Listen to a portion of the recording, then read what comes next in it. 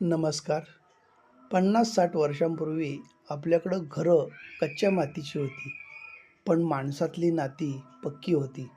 आता घरं पक्की सिमेंट काँक्रीटची आहेत, मात्र नातेसंबंध भुसभुशीत, कच्चे झाले आहेत.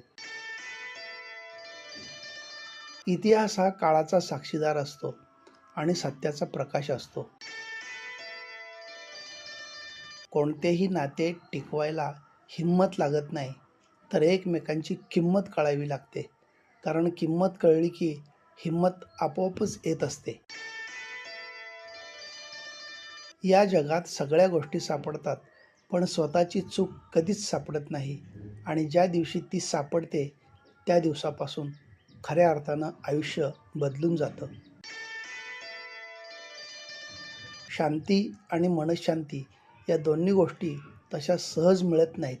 त्यासाठी आयुष्यात अनेक गोष्टींचा त्याग करावा लागतो. ज्ञान ही वारसा हक्काने मिळणारी इस्टेट नाही. ते अभ्यास व कष्ट करूनच मिळवावे लागते. बड़ा आदमी बनना अच्छी बात है, लेकिन अच्छा आदमी बनना उससे भी बड़ी बात है. धन्यवाद.